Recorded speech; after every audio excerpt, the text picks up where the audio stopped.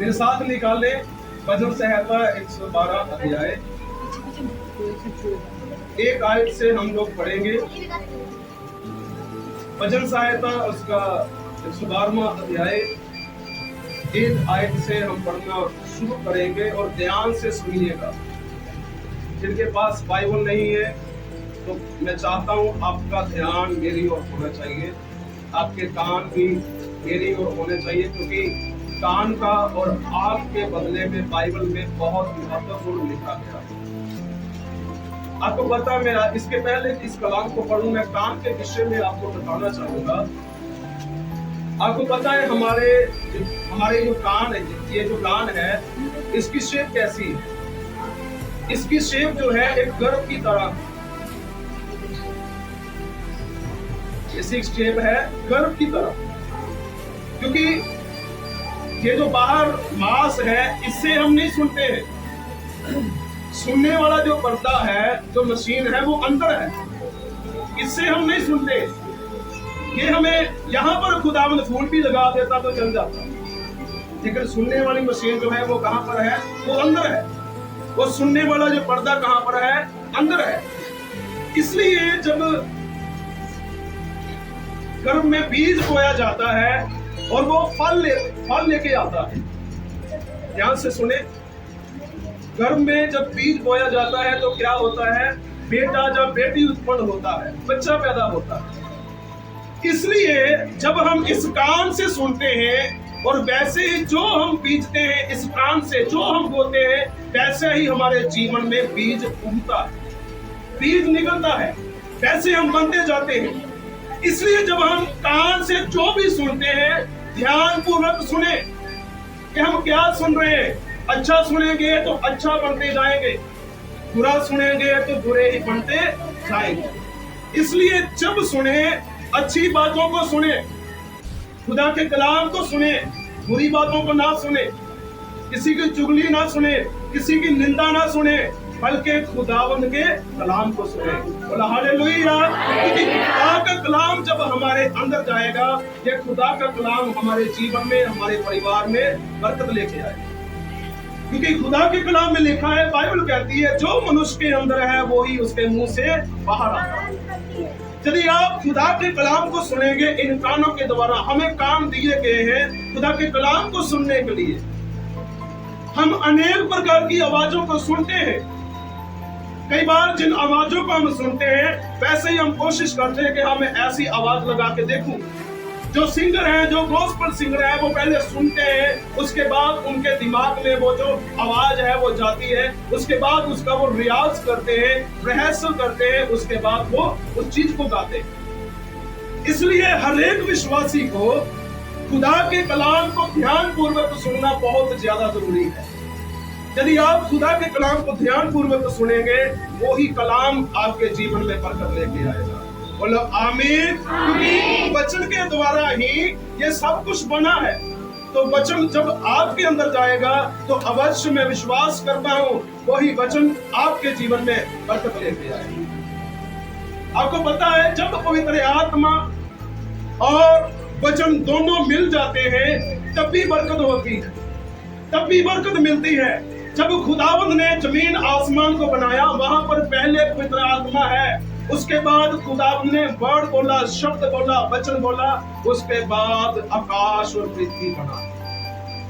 क्योंकि जब पवित्र आत्मा और वचन मिलता है, दोनों एक साथ एकजुट हो जाते हैं, एक संबंध बनाते हैं, तभी हमारे घरों में और हमारे जीवन में छुटकारा होता है। क्योंकि मदद करने वाला खुदावंद यीशु मसीह, वही हमें छुटकारा देता है।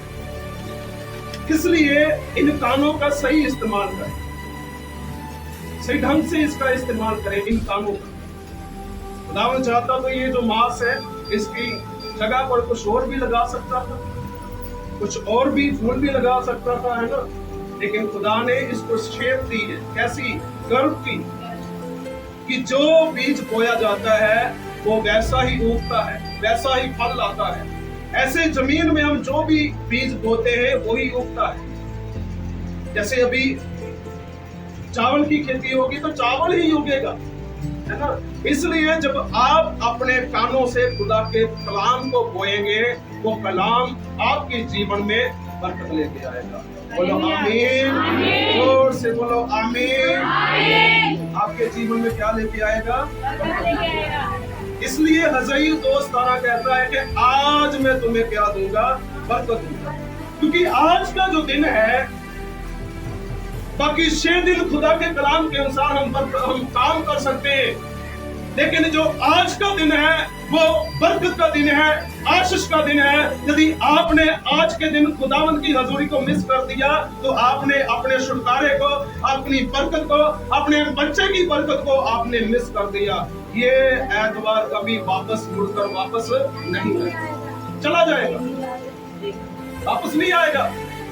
क्योंकि खुदावन के कलाम के अनुसार इस्राएली लोगों का जो रास्ता था कनान देश में जाने का 11 दिन का था, लेकिन उनकी अनाज्ञाकारी के कारण उनका रास्ता 40 साल में बदल गया। इसलिए मैं आपको सिखाना चाहता हूँ, हो सकता है कि आज जितने लोग नहीं आए उनके लिए खुदा ने आज का रविवार का दिन, आज का एतवार का दिन उनके लिए बरकत का दिन ठहराया था, लेकिन उन्होंने अपनी बरकत को खो दिया। इसलिए आपको क्या चाहिए? आपको हर दिन प्लीज अपना ध्यान इधर रखें।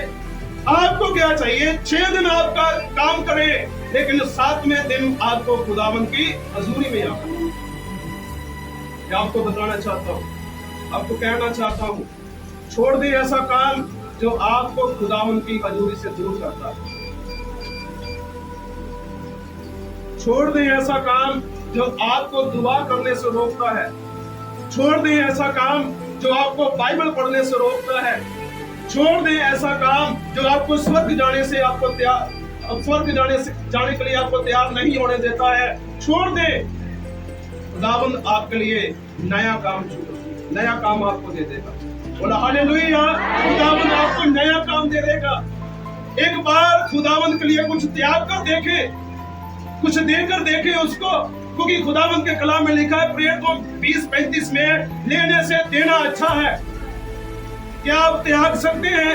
अपनी जॉब को त्याग सकते हैं रविवार वाले दिन, एतवार वाले दिन खुदावंद के लिए, खुदावंद की हजूरी के लिए, पवित्र आत्मा के लिए, पवित्र आत्मा की भरपूरी के लिए? क्या आप त्याग सकते हैं? क्या आप छोड़ सकते हैं अपने उस काम को? कई लोग ऐसे हैं जो शादी का प्रोग्राम भी किस दिन रखते हैं? एतवार। क्यों? विवाह ज्यादा जरूरी है कि जहाँ खुदावंद यीशु मसीह ज्यादा जरूरी है? बताइए, हम क्यों ऐसा करते हैं? क्यों ऐसा करते हैं? खुदावंद ने कहा है 6 दिन काम करो, 7वां मेरा है, क्योंकि उस दिन यदि तू मेरी हजूरी में आएगा तो मैं तुम्हें क्या दूंगा? बरकत दूंगा। आज हमारे घरों में क्लेश क्यों है? क्यों बीमारियां हैं? क्यों कष्ट है? इस कारण है क्योंकि हम खुदावंद का दिन जो है वो मिस कर देते हैं, उसको खा जाते हैं, अपने कामों में व्यस्त रहते हैं। लेकिन खुदावंद ऐसा नहीं चाहता है। खुदावंद बरकत देने के लिए तैयार है। वो तो कहता है आ मेरी बेटी, आ मेरे बेटे, मैं तुझे बरकत दूं, मैं तुझे आशीष दूं। वो खुदावंद अपना दाहिना हाथ आपके लिए बढ़ाना चाहता है, आपको बरकत देना चाहता है। इसलिए मैंने आपको कहा छोड़ दे ऐसा काम जो आपको आराधना करने से रोकता है। मैं आपसे पूछना चाहता हूँ, ईमानदारी से बताइएगा, कितने जन हैं जो अभी अपने घरों में बाइबल और प्रार्थना करते हैं, बाइबल पढ़ते हैं और दुआ करते हैं? जितने पढ़े लिखे,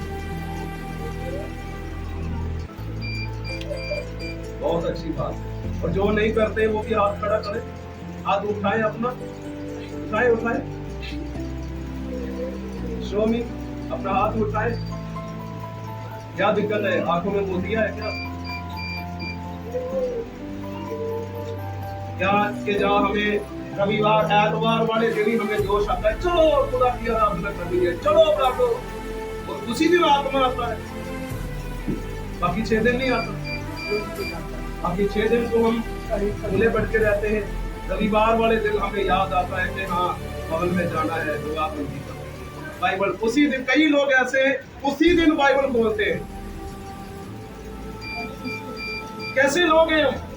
कैसे मसीह को मानेंगे? कैसे स्वर्ग में जाएंगे? क्योंकि चिन्ह और चमत्कार और भविष्यवाणियां हमें स्वर्ग में लेके नहीं जाएंगी। स्वर्ग में हमें लेके जाएगा तो खुदावंद का कलाम लेके जाएगा। हालेलुया।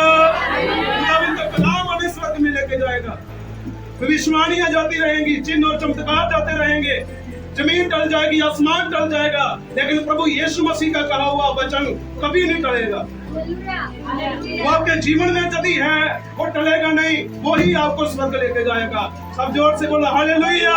यदि आप स्वर्ग जाना चाहते हैं, अपने जीवन को सक्सेस करना चाहते हैं, अपने जीवन को, अपने घर को, अपने बच्चों को, लाइफ को सफल बनाना चाहते हैं, खुदा के कलाम को पढ़े,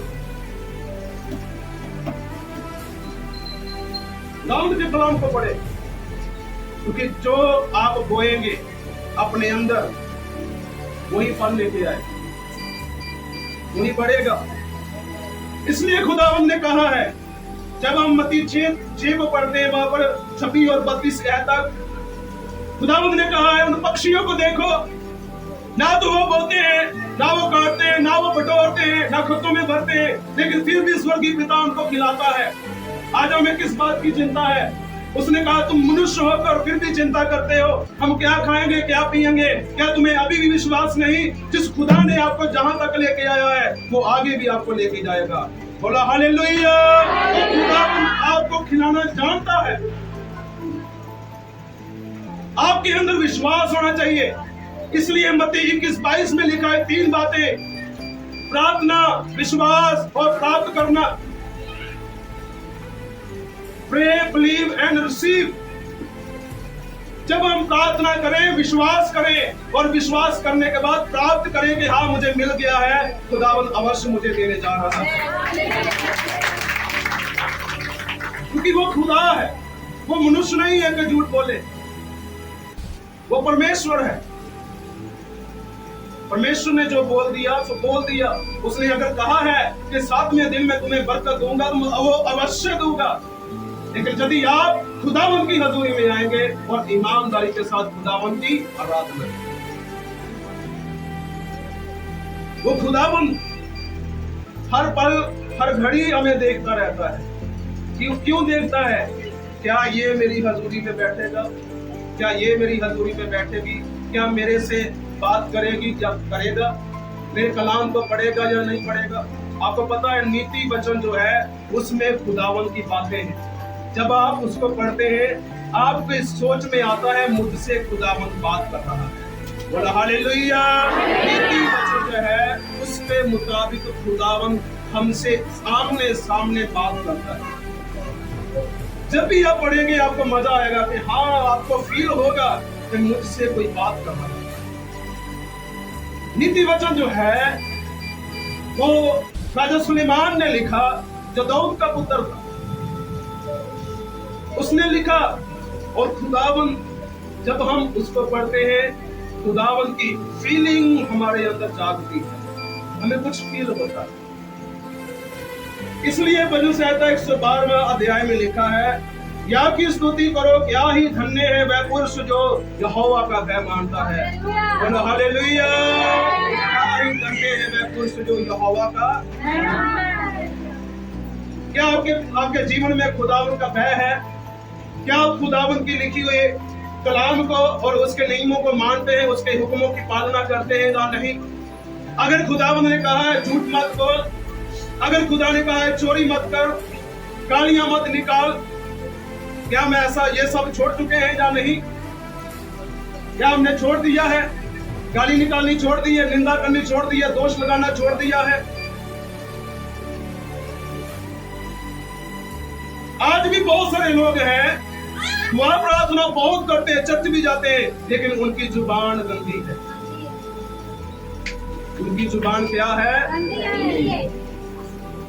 अभी भी वो गालियां निकालते हैं, अभी भी वो निंदा करते हैं, दोष लगाते हैं, तो कहते हैं हम खुदा का भय मानते हैं। ऐसे ये कैसा भय है? क्योंकि जिसे हम देखा ही नहीं है ना, खुदावंद के कलाम में लिखा है, धन्य है वह पुरुष जो यहोवा का भय मानता है। आगे बहुत अच्छा लिखा है, और उसकी आज्ञाओं से अति प्रसन्न रहता है, उसका वंश पृथ्वी पर प्रकर्मी होगा। बोलो हालेलुया। जो पुरुष और स्त्री यहोवा का भय मानती और मानता है, उसका अंश जो है वो पृथ्वी पर प्रकर्मी होगा। उर्दू की बाइबल में लिखा है, उसका वंश जोरावर होगा। उसका अंश क्या होगा? जोरावर होगा, ताकतवर होगा। वो अपने शत्रु का सामना करेगा तो उसका शत्रु उसके सामने से भाग जाएगा, क्योंकि खुदावंद ने कहा है, शैतान का सामना करो, वो तुम्हारे सामने से भाग जाएगा। बोलो हालेलुया। कैसे सामना करेंगे? यदि आपके अंदर खुदावंद की सामर्थ होगी, पवित्र आत्मा होगा। इसलिए खुदावंद का कलाम कहता है, धन्य है वह पुरुष जो यहोवा का भय मानता है और उसकी आज्ञाओं से अति प्रसन्न रहता है। क्या आप अति प्रसन्न रहते हैं खुदावंद की आज्ञाओं से, जो निर्गमन 20 अध्याय में दी गई है 10 आज्ञाएं? क्या आप उससे प्रसन्न रहते हैं, उन आज्ञाओं से? एक बात ध्यान से सुने, आपको पता है इस दुनिया में सबसे ज्यादा कपड़ा कौन सा यूज किया जाता है? इस दुनिया में सबसे ज्यादा कपड़ा कौन सा यूज किया जाता है? कौन सा कपड़ा बताएं? मैं आपसे पूछ रहा हूं, ऐसा कौन सा कपड़ा है जो पूरी दुनिया में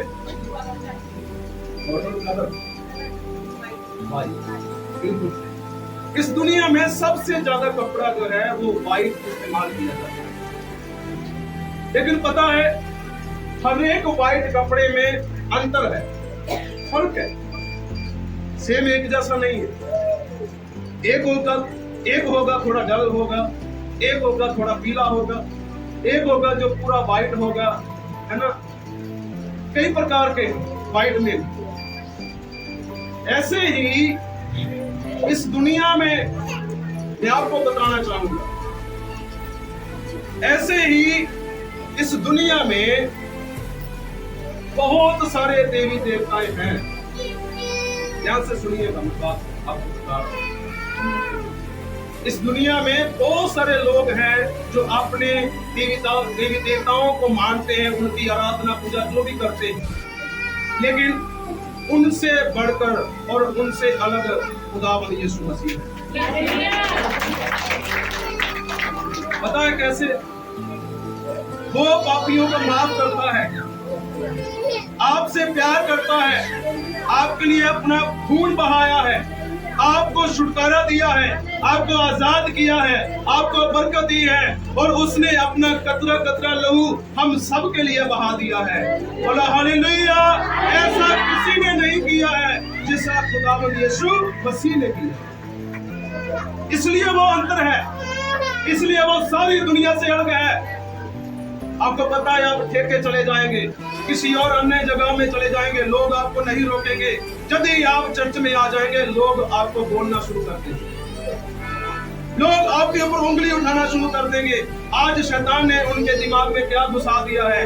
धर्म परिवर्तन का शब्द, है ना? क्या घुसा दिया है उनके जीवन में, उनके दिमाग में? धर्म परिवर्तन का शब्द।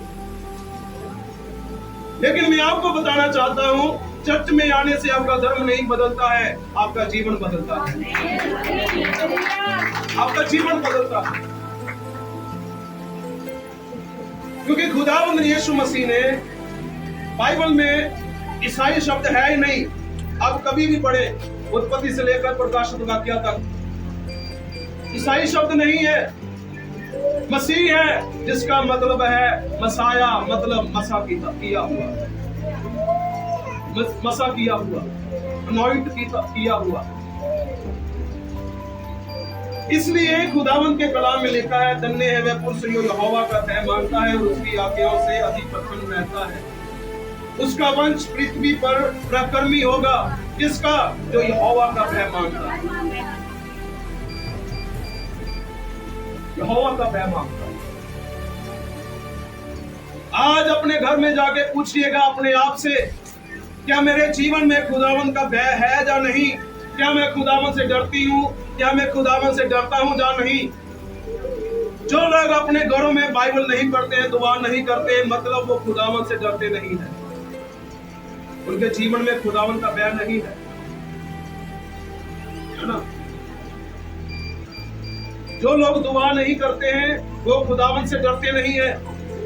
जो लोग हर रविवार चर्च में नहीं आते हैं, जो लोग अपना दान दशमांश खुदावन की हजूरी में नहीं देते हैं, मतलब वो खुदावन से डरते नहीं है। वो दिखावा दिखा रहे हैं, हम चर्च जाते हैं, दिखा रहे हैं। आपको पता है आपको कितने कितने साल हो गए खुदावन के कलाम को सुनते हैं? किसी को 15 साल, किसी को 5 साल, किसी को 2 साल। लेकिन हमारा दान कैसा है, हमारा दशमांश कैसा है? कई लोग दान डालते हैं 20 रुपए, वो भी फटे हुए। जो बाहर नहीं चलता है वो भवन में चलता है ना? वहां कौन सा देखेंगे कोई? जो लोग अपना दान दशमांश खुदावन की हजूरी में नहीं देते, मतलब वो खुदावन का भय नहीं मानते। इसलिए खुदावन के कलाम में लिखा है, लेने से देना अच्छा है, क्योंकि वो खुदावन ने कहा है मैं तुझे बढ़ा कर दूंगा। अगर तूने मुझे 10 दिए हैं मैं तुझे 20 दूंगा, अगर तूने मुझे 100 दिया मैं तुझे 200 करके वापस दूंगा। सब बोलो हालेलुया। आपका दान कैसा है? 10 रुपए, 20 रुपए? वही जो पुराना चलता आ रहा है, 5 साल पहले का, 10 साल पहले का, 20 साल पहले का, वही 10-20 रुपए, जहां हाथ से 50 रुपए होंगे। कितना देते हैं हम खुदा को? और खुदावन को कहते हैं, हे प्रभु दे दे मुझे, तेरे कलाम में लिखा है मुझे तू सब जातियों से श्रेष्ठ बनाएगा, दे दे। खुदावन पूछता है तूने मुझे क्या दिया जो मैं तुझे दूं? आपको पता है, एक मैं गवाही आपको बताना चाहूंगा। हमारे एक प्रधान है, वाजी साहब मिले हैं उनसे, उनका नाम है मिस्टर लूकस मसीह, डॉक्टर लूकस। ध्यान से सुने। उनकी वाइफ चर्च जाती थी लेकिन वो नहीं जाते थे। ध्यान से सुनिएगा। उनकी वाइफ चर्च जाती थी लेकिन वो नहीं जाते थे। वो गुंडागर्दी करते थे, शराब पीते थे, अनेक प्रकार का नशा करते थे। लेकिन उनकी वाइफ चर्च जाने वाली थी, वो रोजाना चर्च जाती थी। वो परवाह नहीं करती थी अपने पति की कि वो मुझे रोकेगा टोकेगा, नहीं। वो खुदा के भवन में जाती रही, दुआ करती रही अपने पति के लिए। मैं आपको बताना चाहता हूँ, सभी मेरी माएं, सभी मेरी बहनें, सब बैठे हुए, मैं आपको बताना चाहता हूँ, एक औरत जब दुआ करे ईमानदारी से, विश्वास के साथ, उसका पति भी बदल जाएगा।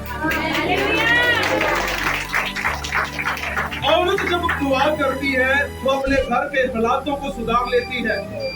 औरत जब दुआ करे वो अपने बच्चों को बदल देती है। औरत जब दुआ करे वो बच्चे की बरकत भी ले लेती है। सारे बोलो हालेलुया।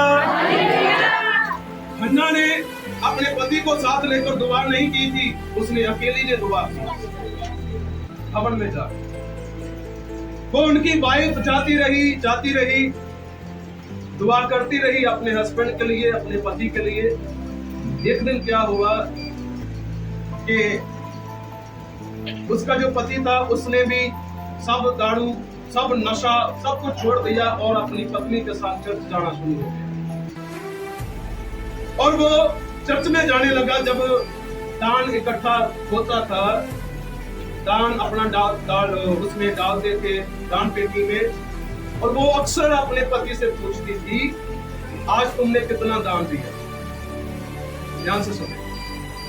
आज तुमने चर्च में कितना दान दिया? उसने बोला 10 रुपए। उसने बोला कितने? 10 रुपए। उसने बोला 10 नहीं डालने, 10 रुपए नहीं डालने।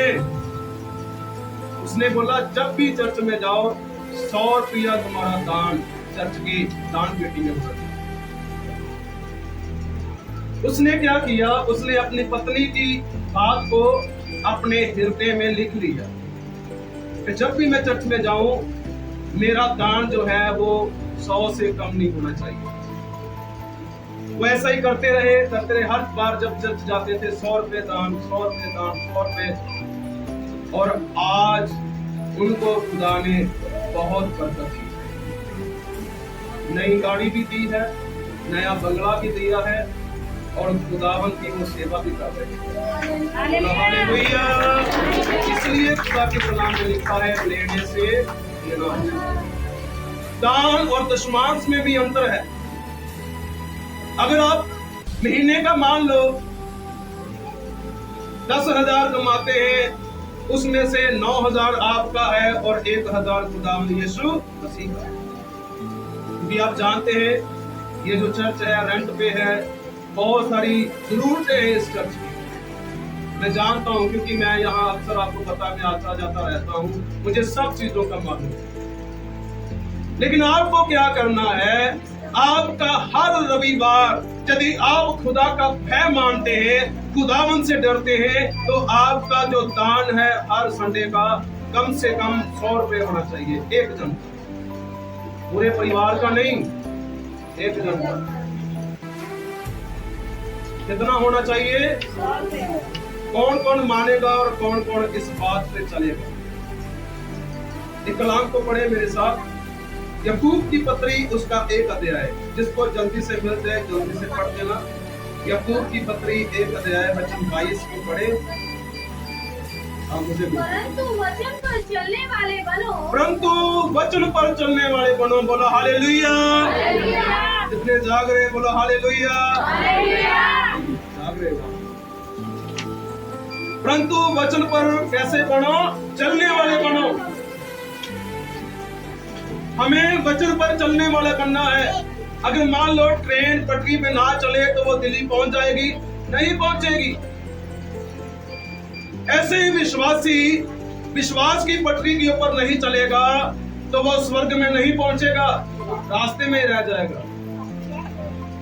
ऐसे ही जब आप चलो, जब आप खुदावन की हजूरी में बीज दो, अपना दान दशमांश दो, तो कैसे देना है?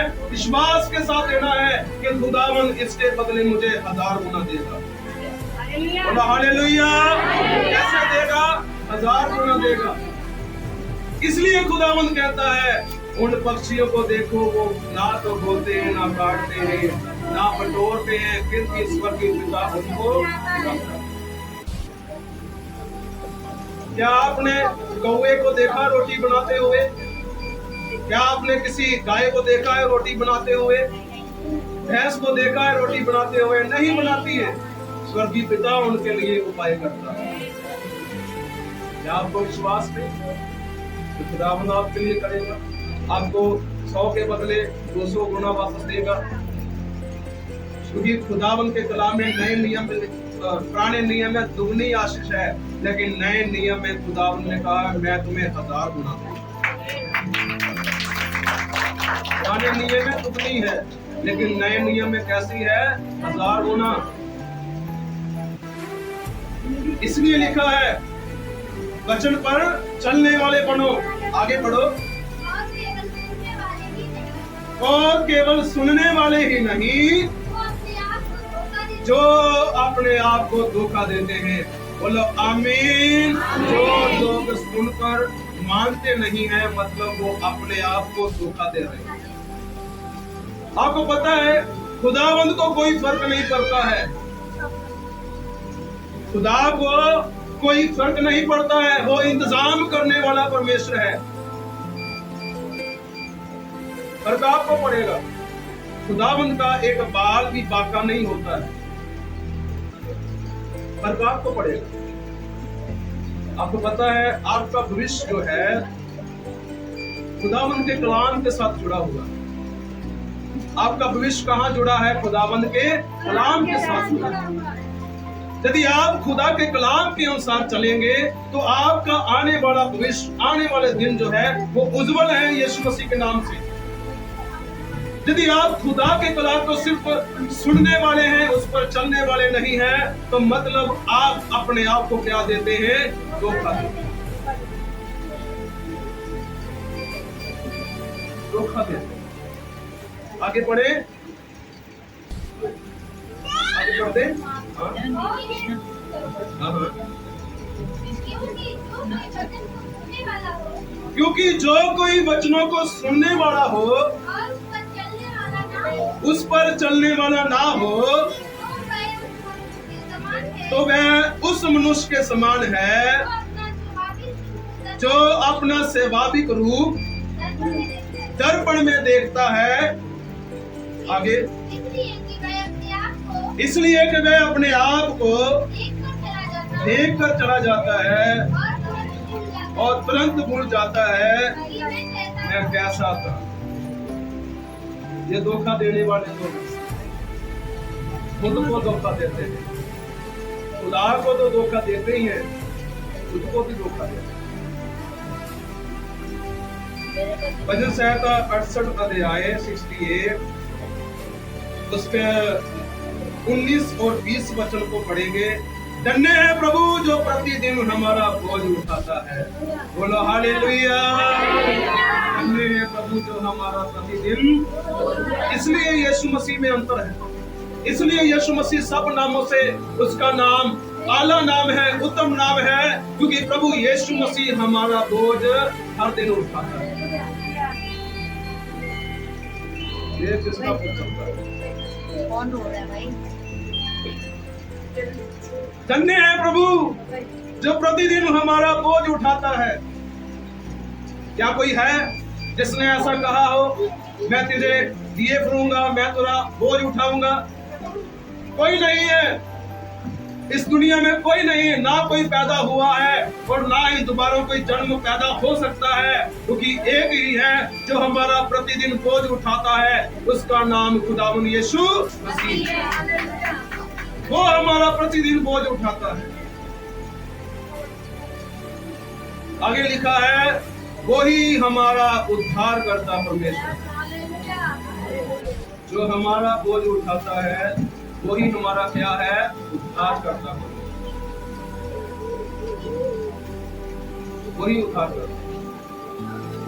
इसलिए जब बोए, जब खुदावन की हजूरी में दे तो आपका 10, 20, 50 नहीं होना चाहिए, बल्कि बढ़कर देना चाहिए, क्योंकि आपको विश्वास होना चाहिए कि खुदावन मुझे इसके बदले 1000 गुना देगा। सब जोर से बोलो आमीन। खुदावन का भय माने अपनी जिंदगी में, खुदावन का भय माने। यदि आप कर्जे के नीचे हैं, मैं आपको बताना चाहूंगा, यदि आप खुदावन को देना शुरू करेंगे, खुदावन आपको कर्जों से छुटकारा देना शुरू कर देगा। यदि आप खुदावन को देंगे, खुदावन आपको स्वर्ग से देगा और आप कर्जों से यीशु मसीह के नाम से फ्री हो जाएंगे और आजाद हो जाएंगे। बोला हालेलुया। क्योंकि यशायाह 10:27 में लिखा है अभिषेक के कारण हर एक जुआ तोड़ दिया जाएगा, वो चाहे बीमारी का हो, चाहे कोई भी कष्ट का हो, कोई भी बंधन हो, चाहे कर्जे का बंधन हो, यीशु मसीह आपको छुटकारा दे देगा।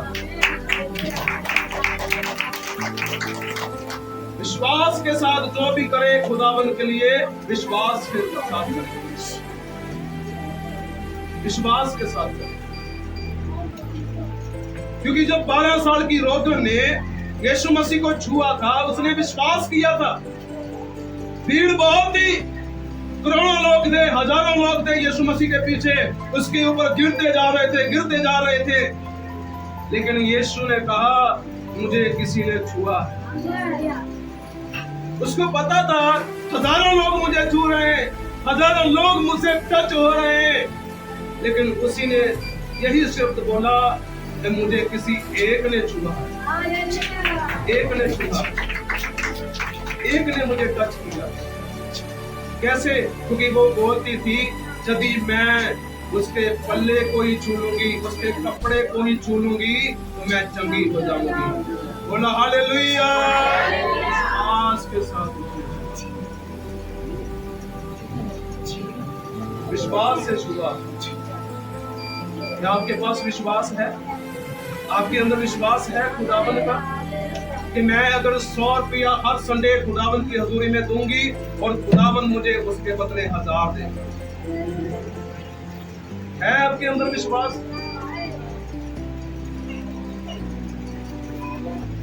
विश्वास हमारे जीवन में अति जरूरी है, क्योंकि विश्वास ही के द्वारा नूह और उसका परिवार बचाया गया। विश्वास ही के द्वारा अब्राहम अपने घर को छोड़कर चला गया। उसको नहीं पता था कहां जाना है, लेकिन विश्वास के साथ उसने मसीह की और खुदावन यहोवा परमेश्वर की आज्ञा को माना और उसके पीछे चला। इसलिए भजन संहिता 112वां अध्याय कहता है, क्या ही धन्य है वे पुरुष जो यहोवा का है और उसकी आज्ञाओं से अति प्रसन्न है। उसका वंश, जो लोग यहोवा का भय मानते हैं, जो पुरुष और स्त्री यहोवा का भय मानते हैं, खुदावन उनको कहता है उनका वंश पृथ्वी पर पराक्रमी होगा। मैं ये वचन अब सबके जीवन में यीशु मसीह के नाम से घोषणा करता हूँ। यदि आप खुदावन का भय मानते हैं, आपकी पीढ़ी, आपका अंश, आपके बेटे और बेटियां यीशु मसीह के नाम से पराक्रमी होंगे।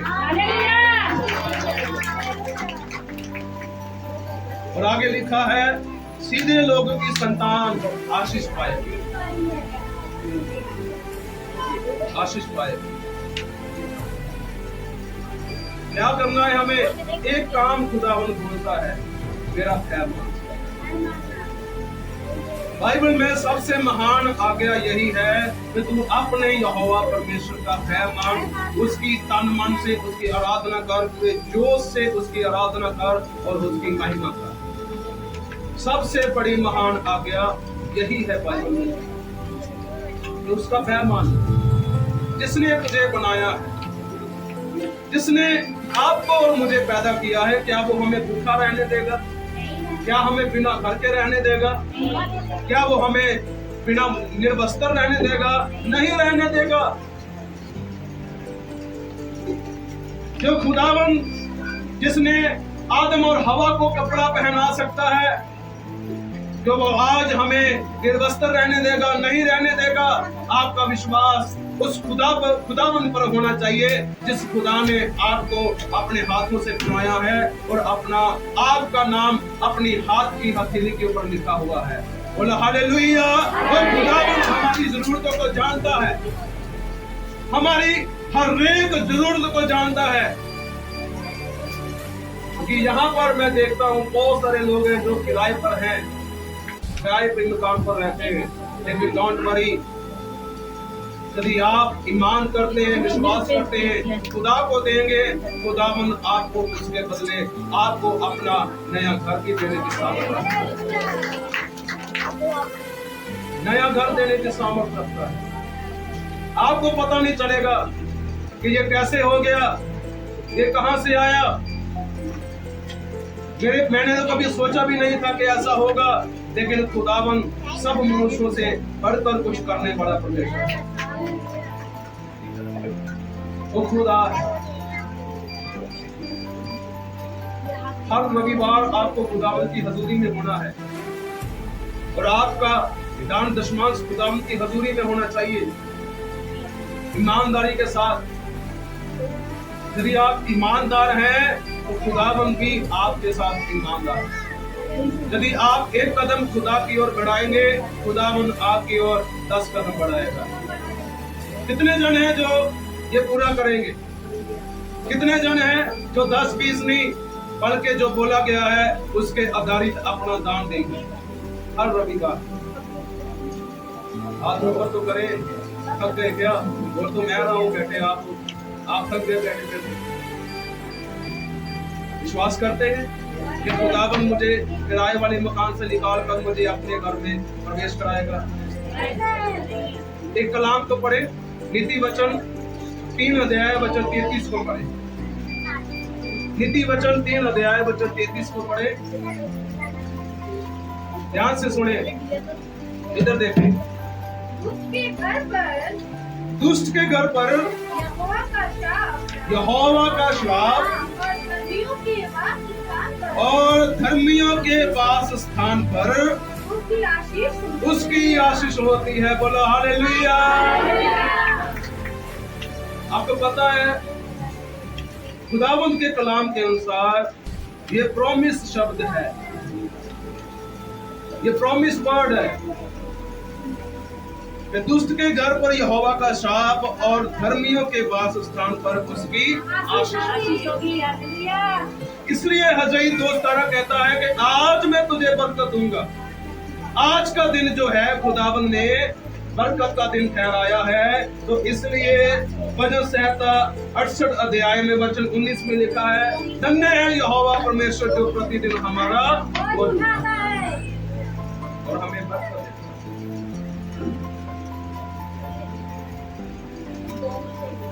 हमारा ध्यान परमेश्वर की ओर होना चाहिए। पशु पक्षियों को देखकर याद कर ले खुदा के कलाम को। यदि आप भूल जाए, पशुओं को देखें, पक्षियों को देखें, तो खुदा के कलाम में लिखा है खुदावन उनको खिलाता है तो मुझे भी खिलाए। पशु पक्षियों के घर हैं, खुदावन मुझे भी घर देगा, है ना। खुदावन कभी भी अपने लोगों को किसी प्रकार की कमी घटी नहीं रहने देता, ना ही होने देता है, क्योंकि यहोवा मेरा चरवाहा है, मुझे कुछ घटी। Believe on Jesus, यीशु मसीह पर विश्वास करें, क्योंकि आपने LIC सुना होगा, LIC बीमा, है ना, करवाया भी होगा कई लोगों ने, है ना। लाइफ इन क्राइस्ट, उसकी जो फुल फॉर्म बाइबल के आधारित पर रखें वो है लाइफ इन क्राइस्ट। लाइफ किसमें है, जीवन किसमें है, खुदावन यीशु मसीह में है। हर खुशी मसीह यीशु में है, हर छुटकारा मसीह यीशु में है, हर बरकत मसीह यीशु में पाई जाती है। आपका विश्वास मसीह यीशु में होना चाहिए। इसलिए ये वचन आपके ऊपर पूरा पूरा पूरा जो भजन संहिता का 112वां अध्याय है, ये पूरा जब आप पढ़ेंगे तो खुदावन इस वचन से आपसे बात करेगा।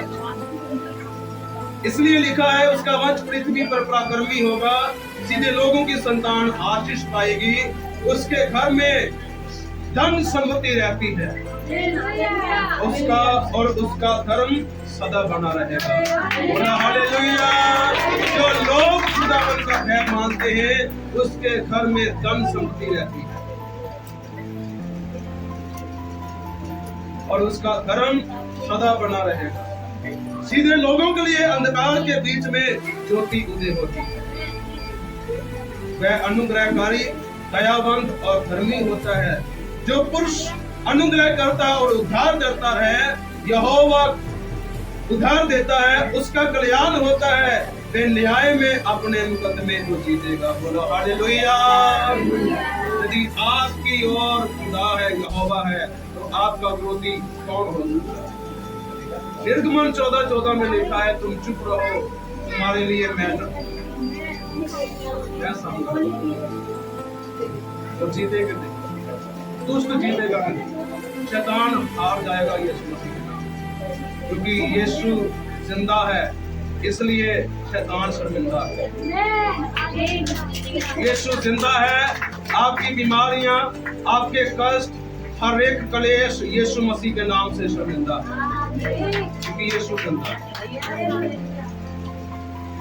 हर एक मनुष्य के जीवन में, हर एक विश्वासी के जीवन में खुदावन का भय होना चाहिए।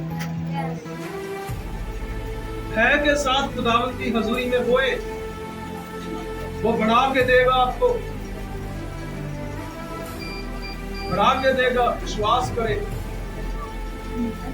प्रार्थना करे, तो खुदा को कहे, प्रभु मुझे ऐसा बना कि मेरा दान दशमांश बढ़ता चला जाए, बढ़ता चला जाए, और मैं तेरी हजूरी में आगे बढ़ता चला जाऊं और बढ़ती चली जाऊं, क्योंकि मुझे पता है वो ये आवाज दे है, सब कुछ मुहैया करने वाला परमेश्वर।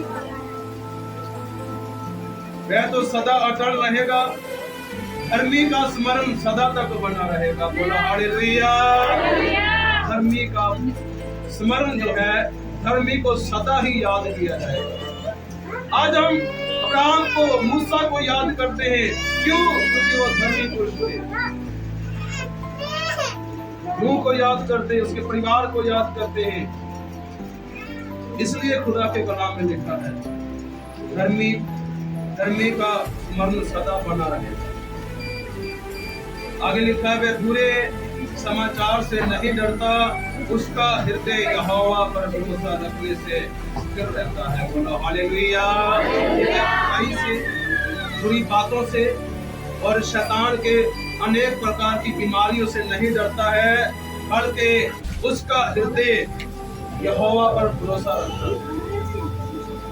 किस पर भरोसा रखता है? यहोवा पर भरोसा रखता है। किसका हृदय? धर्मी का हृदय, धर्मी का हृदय। अब ध्यान से इधर ध्यान रखें, जोर से बोलो हालेलुया।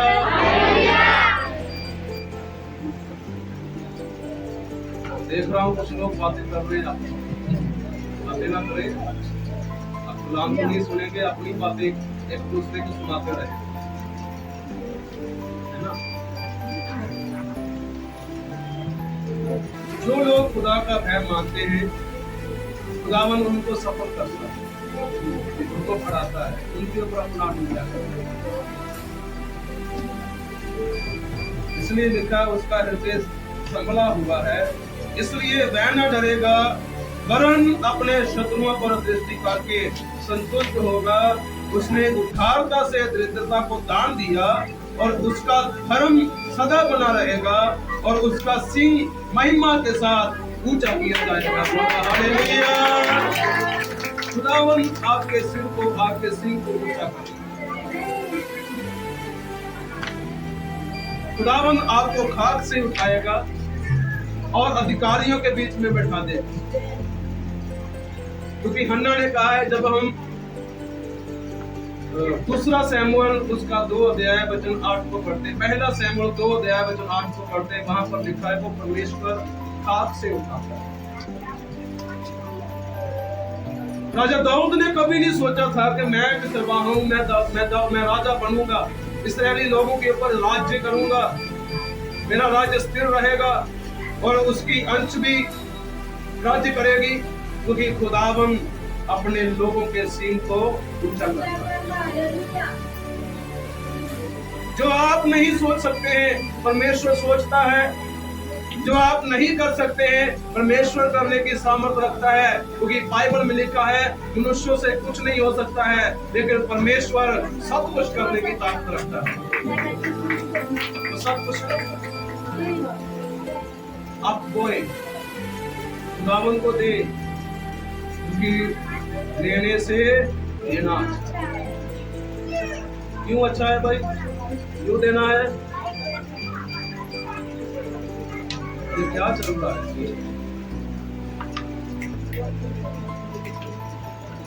इधर देखो,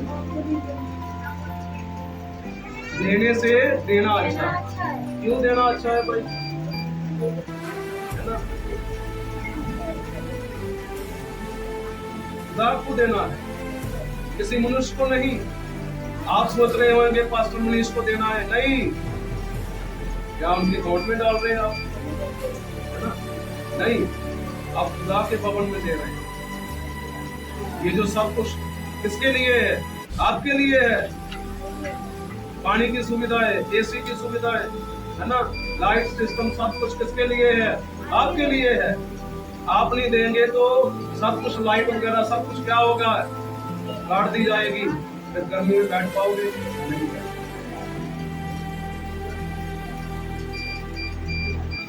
इसलिए कलाम कहता है, लेने से देना, ताकि भवन की जरूरतें पूरी।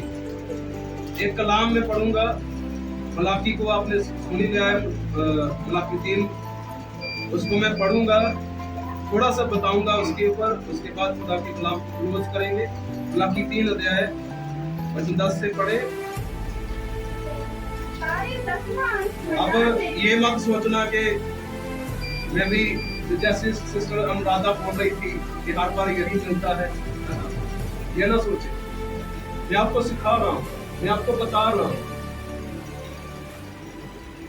क्योंकि ये मेरा लिखा हुआ नहीं है, ना पास्टर मनीष ने लिखा है, ना अनुराधा सिस्टर ने लिखा, ना हम में से किसी ने लिखा है। ये किसने लिखा है? परमेश्वर ने लिखवाया है कैसे?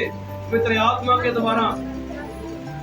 क्योंकि खुदा के कलाम में अभी हमने पढ़ा है जबूर 1:22 में वचन पर कैसे पढ़ना है? चलने वाले पढ़ना है, ना कि सुनने वाले जो अपने आप को दिखा दे। मलाकी 3:10 क्या कहता है? सारे दशमांश भंडार में ले आओ कि मेरे भवन में भोजन बने।